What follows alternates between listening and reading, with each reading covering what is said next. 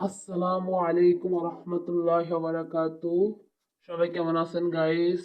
সবাই মনে হয় আলহামদুলিল্লাহ ভালো আছেন। আলহামদুলিল্লাহ আমিও ভালো আছি।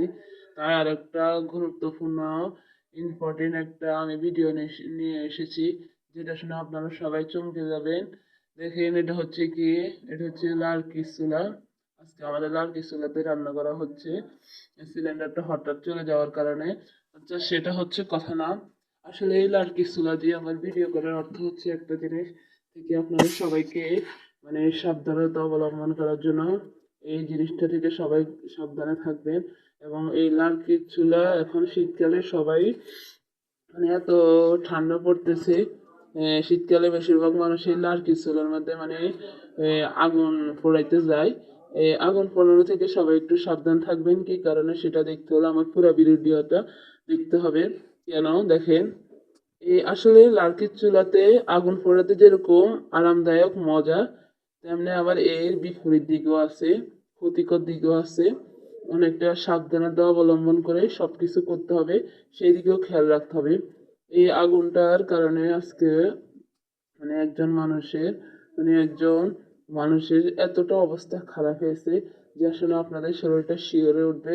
এবং আপনারা সবাই এই লার্কি চুলার আগুন পোড়ানো থেকে সবাই সাবধানতা অবলম্বন করবেন। এটা আমার বিশ্বাস। আমি এই কারণে এই ভিডিওটা ছেড়েছি, নাহলে আমি ভিডিওটা দিতাম না। সবাই মনোযোগ সহকারে আমার ভিডিওটা দেখবেন, ধৈর্য সহকারে। অবশ্যই এটার কারণটা আপনারা শুনে অবাক হয়ে যাবেন। আসলে আমিও আগুন পোড়াই এই মাটির চুলাতে, কিন্তু এখন এই জিনিসটা শোনার পর থেকে মানে মনটা কিরকম খারাপ। আর কারণটা শোনার পর থেকে তো এতটা খারাপ লাগতেছে যে আপনাদেরকে বলে বোঝাতে পারবো না। আসলে এই মাটির আগুনে আমার একজন দাদু মানে আগুন পোড়াতে গিয়ে তার কি অবস্থা হয়েছে শুনুন।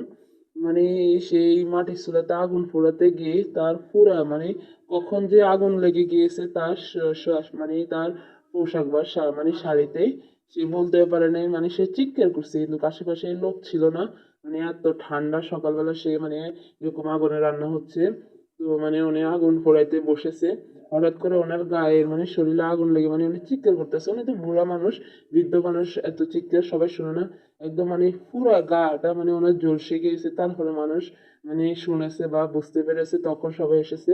তাই আমার এই ভিডিওটা করা। আপনারা অবশ্যই আগুন থেকে বিরত থাকবেন। আপনাদের যদি কোনো দাদু দাদা বা কেউ আগুন পোড়ায়, তাদেরকেও সাবধানতা অবলম্বন করবেন সুন্দর করে, যেন সুন্দর করে আগুন পোড়ানোর সময় একটু সতর্ক থাকে।